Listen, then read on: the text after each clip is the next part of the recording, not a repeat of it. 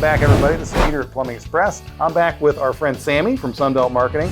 We were talking last episode about one of our favorite things to do with gas, and that is run it through TracPipe. Mm-hmm. I'm horrible at making sure I say our right names, but so we want to make certain that we're not just covering the fact that last time we went over our regular fittings, the ones that go on Counter-Strike, which we covered Counter-Strike. We covered its capabilities to protect against electrical damage and stuff like that. Right. And we talked about our auto snap, especially because of this type of fitting that's on there, that type of nut shape. And then we also talked about our auto flare. It's a little more squared off. Mm-hmm. We also did cover protecting that. You did a great job for us of covering that up with that silicone tape. Silicone tape. Yep. But, okay, this is great. I'm being able to run this overhead. I'm being able to run this in a lot of different areas. But, you know, I've got a gas line that's going out to a fire pit or a remote grill or something like that.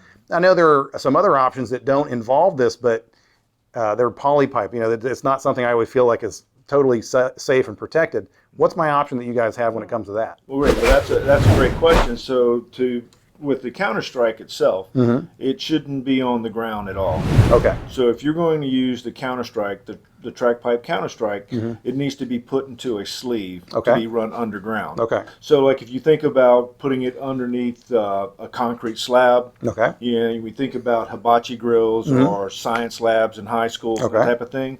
That's where you would run the piping underneath the slab, right? Through a conduit or protection. Yeah, and we do see that, you know, like you said, those areas. We also are seeing, of course, big down here in Florida. We have so many pools and patios. Is grills, yep. Fire pits. Yep, that's a big one. And even like we've been doing some houses lately, they have fire bowls in the pool areas and stuff like that as well. Right.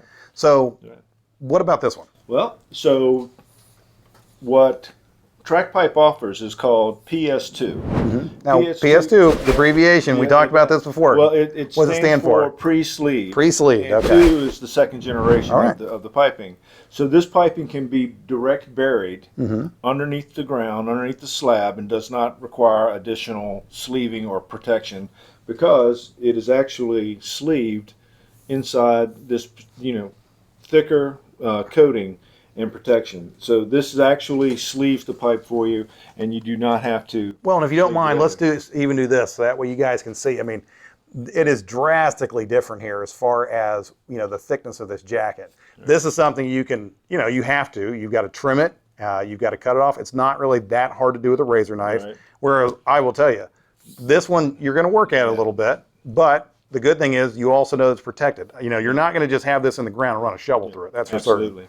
Well, in this particular pipe and the fittings, and this is an example of one of the fittings for the PS2, this is your typical and traditional auto flare type of fitting. So really, that fitting, it really, truthfully, is almost interchangeable with this one. Not saying we're going to, but as far as how it actually makes the connection, it's the same. So you would put that nut on, mm-hmm. Just as you would here, and then flare your fitting in. So you run the pipe through, and put this in the first corrugations that you normally would. Okay. The coupling does have a vent on mm-hmm. it, so that depending upon the application, if you need to run the vent outside, you can vent it from here. If it's inside, then you would remove both vents, that type of thing. So it has a lot of flexibility, and you do not have to worry about protecting it or putting it into sleeving. Right. Now, one of the things I know about this, just from experience, is right inside here, there's actually a great O-ring as well. And what that's made to do is, when this is on here, it actually is really pretty firm to push on there, but that O-ring makes a great seal on there, and that kind of continues what you talked about, the pre-sleeve. By having that O-ring, it makes certain that this is all sealed all the way up to this point where there's that little bit of a chamber right there. Mm-hmm. And that's, of course, where your actual vent fitting is.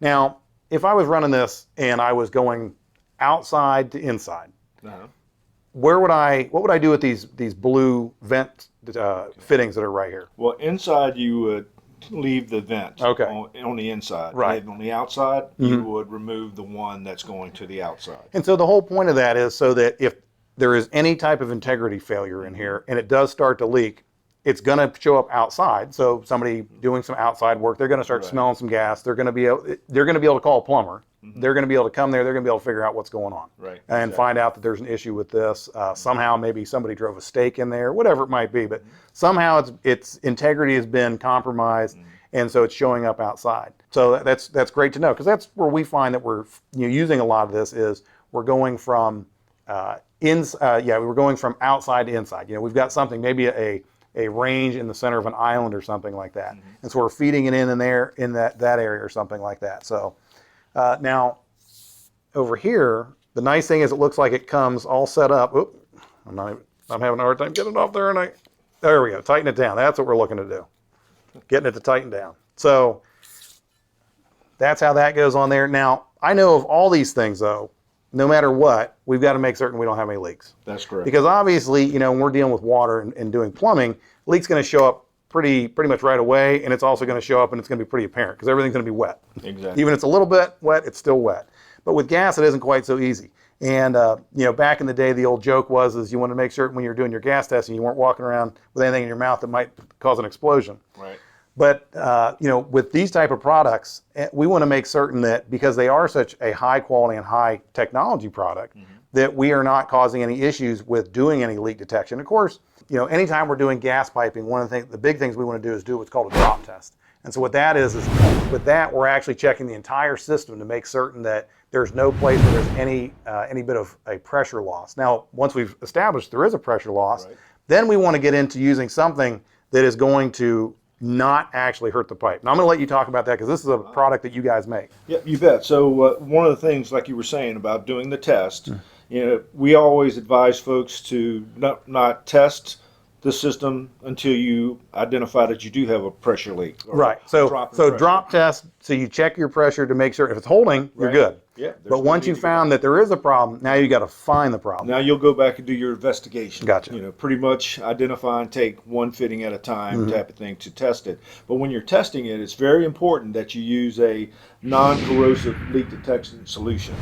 And the reason for that is that many times people would use a soap and water type of leak detecting because it's going to bubble up. Oh, I can remember somebody saying like, hey, we had a birthday party for my kid. I've got this giant jug of like leftover bubble maker stuff. We can just use that, right? Yeah. Probably not the most ideal. No. What is it that's not in this that's in a container of Dawn soap or in that bubble soap or something like that? Well, as far as the leak detectant itself, the thing that's in Dawn dish soap, any kind of soap, it has chemicals in it, chlorides, fluorides, and ammonias. Okay, and that's and actually in some cases, those those dishwashing solutions actually have a chemical in it that prevents it from bubbling. To reduce the bubble activity in it. So it's kind of counterintuitive to what you're trying to do. But what the non-corrosive has is that it does not have any of those chlorides, fluorides, or ammonias in it. And why that's so important is that all of those chemicals will corrode steel pipe and stainless steel pipe. Okay. And with stainless steel pipe in the CSST, it's so thin in construction that it would not take very long for those chlorides, fluorides, ammonias. Think about being out the beach, sodium chloride. Oh yeah. That would eat through that and cause pinholes and pits. And then when you have a leaky gas system, that's not very good. That's dangerous. Well, that's for sure. Yeah. So what you want to do is make sure that you're using a non-corrosive leak detectant. And then after you've tested the system and you've identified the leak and you've repaired it, be sure and go back, wipe it down, clean up the system, even with the non-corrosive system. Because I've definitely seen where no matter what you do, if you leave it on there, it kind of gets looking like the Statue of Liberty. It gets a little green action going there.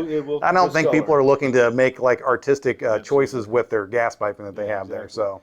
And so that important part of it, and that's why when we have exposed stainless, like we did when we did the example of that, you're going to wrap this with the silicone self-adhering tape, because electrical tapes, duct tapes, as we mentioned before, have these chemicals in it, so it's going to help to corrode the pipe. Yeah. So that's why it's so very important. Well, that would definitely be important not to have. We do not want anything corroding the pipe. And here in Florida, we have so much stuff that corrodes everything, whether it be the water, the salt air, everything like that. So we definitely don't want to add anything to the mix by, again, using some Dawn soap or something like that, or any type of dish soap, or again, using something left over from little Johnny's birthday party that we had the bubble maker. So Sammy, thank you so much. We covered a lot of ground again. Touching base again, just to overview our auto flare and auto snap. on our TracPipe, and then also going over the PS2, the pre-sleeve Generation 2 pipe that we can actually run underneath the ground, and it's all pre-sleeve for us. I see right on here as well, you talked about it earlier. Oh, don't mean to lose the end, but I see right on there, you talked about before, we have these great measurements on here as well, so it does tell us how much pipe we have left on the roll and stuff like that, which is a great thing to do. And the Counter-Strike actually has a arc resistant markings on it. Actually, both of them have arc on it, which means that it is not required to be bonded. And so that's actually both pipes. That's on both pipes. That's great. Absolutely. Yeah, especially since, with this one being buried directly in the ground, it's great to know that, there's always a chance of lightning hitting trees and other stuff like that, that it's already protected as well. So that's great. You got it. Well, Sammy, thank you again for your time.